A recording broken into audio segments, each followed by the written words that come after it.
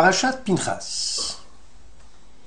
Lors de vos néoménies, vous offrirez pour holocauste à l'Éternel 2 jeunes taureaux, un bélier, 7 agneaux d'un an sans défaut, plus 3/10 de fleurs de farine pétrie à l'huile, comme oblation pour chaque taureau, 2/10 de farine pétrie à l'huile comme oblation pour le bélier unique, et 1/10 de fleurs de farine pétrie à l'huile comme oblation pour chaque agneau, holocauste d'odeur délectable à consumer pour l'Éternel. De plus, un bouc pour expiatoire en l'honneur de l'Éternel, à offrir indépendamment de l'holocauste perpétuel et de la libation. Nombre chapitre 28.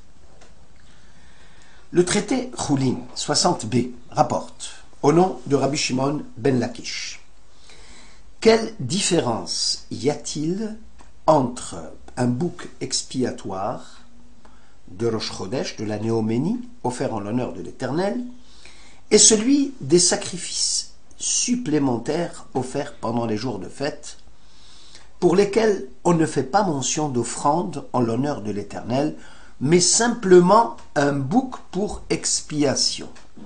Je répète, quelle différence y a-t-il entre le bouc expiatoire de la néoménie, de Rosh Chodesh, offert en l'honneur de l'Éternel, et celui des sacrifices supplémentaires, les moussafim, offerts pendant le jour des fêtes, pour lesquels on ne fait pas mention offrande en l'honneur de l'Éternel.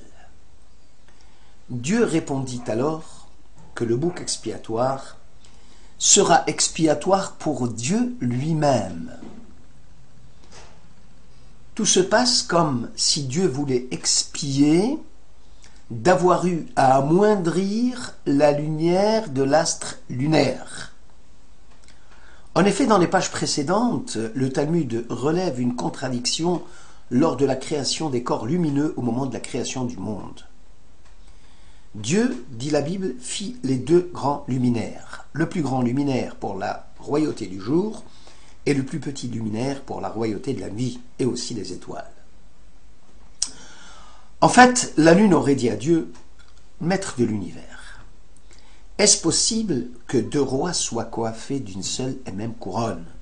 Dieu lui aurait répliqué, va et amoindris ta lumière. La lune répondit, maître de l'univers, parce que j'ai développé devant toi un argument logique que j'aurai à subir cette sanction, Dieu lui proposa plusieurs compensations. La lune les refusa toutes et ne fut point apaisée. Aussi, Dieu demanda à ce qu'on offrit pour lui un sacrifice expiatoire en l'honneur de l'Éternel, pour avoir dit à la lune de minorer sa luminosité. Telle est la raison avancée par le Talmud pour expliquer que le bouc expiatoire de la néoménie est offert en l'honneur de l'Éternel. Or, peut-on parler d'expiation devant le Saint béni soit-il?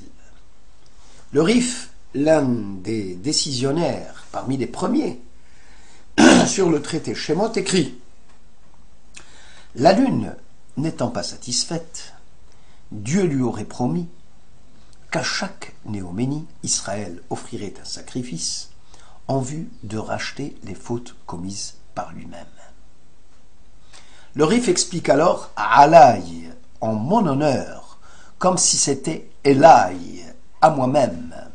La question n'est pas résolue pour autant. En quoi Israël serait-il coupable dans le fait que Dieu a minoré la lumière de la lune? Le Midrash sur Pekoudé rapporte au nom de Rabbi Shimon ben Yehotzadok, qui avait demandé à Rav Shmuel bar Nachman comment la lumière a-t-elle été créée. Ce dernier répondit, Dieu s'est enveloppé comme dans une robe et illumina le monde de sa luminosité. Que signifie la position de Rabbi Shimon? N'est-il pas dit explicitement, Dieu dit que la lumière soit et la lumière fut? Dès lors, la lumière comme l'univers fut créée par la parole divine. Alors comment le sage peut dire que Dieu s'est enveloppé comme dans une robe et illumina le monde. Le traité Rosh Hashanah mentionne que le monde a été créé par 10 paroles. Or, en fait, on dénombre 9 fois seulement au chapitre 1 de la Genèse, Vayomer. Dieu a dit. Le Talmud répond que le premier mot de la Torah, Bereshit au commencement, constitue aussi une parole divine pour compléter les 10. Alors pourquoi ne pas mentionner explicitement Vayomer? Dieu a dit comme lors des autres paroles. En fait, Vayomer implique que la parole s'adresse à un interlocuteur. À l'origine, le jeu divin ne pouvait rencontrer le tu de la nature, puisque la nature n'existait pas et qu'elle fut créée ex nihilo. Les autres créations qui vont suivre seront réalisées à partir des éléments existants. Que la terre produise des êtres animés selon leurs espèces et que les cieux fourmillent d'une multitude animée, mais il y avait les cieux, il y avait la terre. Donc à l'origine, il a fallu d'abord créer ces éléments. Rabbi Shimon déduit que Vayomer Elohim Yehi Or signifie que Dieu a dit à un interlocuteur, à une création, de créer la lumière. Or, Dieu lui-même n'est-il pas la source première de la lumière? On comprend ainsi la question, comment la lumière a-t-elle été créée? Rav Shmuel répondit, aucune création ne peut créer la lumière. Toutefois, Dieu ne saurait être confondu avec la lumière, même si nous continuons à l'appeler lumière infinie, le Or En Sof, parce que Dieu est au-delà de toute définition, de toute création, de toute comptabilité. Seul l'homme a besoin de métaphores pour saisir la spiritualité. La spiritualité qui est contenue dans la lumière, et ce n'est que par emprunt ou par abus de langage qu'on lui attribue la clarté. Celle-ci, la lumière, est perçue comme une robe, un habit dont Dieu s'est revêtu pour créer le monde. Et c'est bien à cet habit que Dieu s'adresse pour lui signifier de diffuser la lumière dans l'univers. Si la lumière fut créée le premier jour, que signifie la création des 2 luminaires le 4e jour? Les commentateurs font la distinction entre Or et Maor. Or, c'est l'essence même de la lumière. Maor est le moyen qui permet de capter la lumière et qui permet à la lumière d'éclairer le monde. À l'origine, la Lune, satellite de la Terre, en tant qu'astre lunaire, recevait sa lumière de l'astre solaire, qui constituait un système policé, permettant à la lumière d'être captée d'une extrémité à une autre. La Lune éclairait à l'origine de tous côtés exactement comme le Soleil. Aussi, la Lune va-t-elle argumenter, puisque le Soleil et moi diffusons la lumière d'une manière équivalente, lumière que nous captons tous à la source divine, la lumière divine, pourquoi faudrait-il que moi, la Lune, je sois tributaire de la lumière du Soleil? Ne suis-je pas capable aussi de capter directement la lumière à la source divine? Ainsi, chaque astre disposera d'une couronne autonome. Dieu lui aurait répliqué « Va et diminue ta lumière », ce qui signifie « Tu ne pourras plus éclairer le monde de tous les côtés. Seule la partie frontale au soleil diffusera la lumière, et tout ce qui va rapprocher la lumière en direct du soleil verra sa lumière minorer jusqu'à la fin du mois lunaire, où la lune viendra à disparaître complètement. Tu n'auras plus ainsi à argumenter pour arguer que 2 rois ne peuvent se servir d'une même couronne, puisque désormais ton luminaire sera diminué. La lune répliqua, j'ai avancé un argument correct, pourquoi devrais-je recevoir ma clarté de seconde main et non directement de la source divine comme le soleil? Je n'avais nullement l'intention ni de m'enorgueillir, ni de prétendre avoir une lumière plus grande que celle du soleil.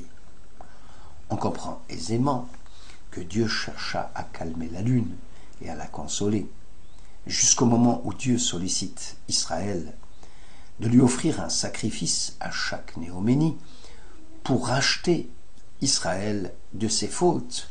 Comment se fait-il que cette fois-ci la lune a accepté de se concilier beaucoup plus facilement qu'auparavant?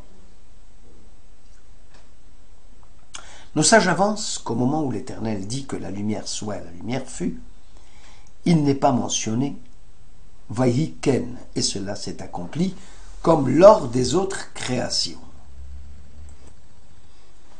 La lumière fut Vayi Or au passé montre que Dieu a enfoui la lumière réservée au juste pour le monde à venir. Car Dieu fit le constat que les méchants n'avaient pas à s'en servir.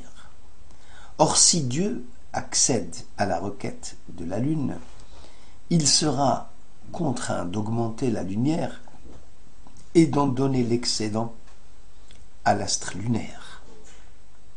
En Dieu est place de le mettre à l'abri pour les justes dans le monde à venir. Seuls les mécréants utilisent l'excès de clarté pour s'en servir à des fins non honorables. En d'autres termes, s'il n'y avait pas menace et présence de méchants, de mécréants, Dieu aurait accédé facilement à la demande de la lune. Ainsi, lorsque la lune vient à disparaître, Israël se doit d'offrir un sacrifice pour racheter la faute des pécheurs, car sans eux, Dieu aurait répondu favorablement à la lune avec les conséquences que l'on connaît. Lorsque la méchanceté des hommes viendrait à disparaître, la clarté de la lune ira croissant dans le monde, selon la prophétie d'Isaïe au chapitre 30, 26. La lune alors brillera du même éclat que le soleil, et la lumière du soleil sera 7 fois plus vive, comme la lumière des 7 jours, à l'époque où l'Éternel pansera les blessures de son peuple et guérira les meurtrissures qui l'ont atteint.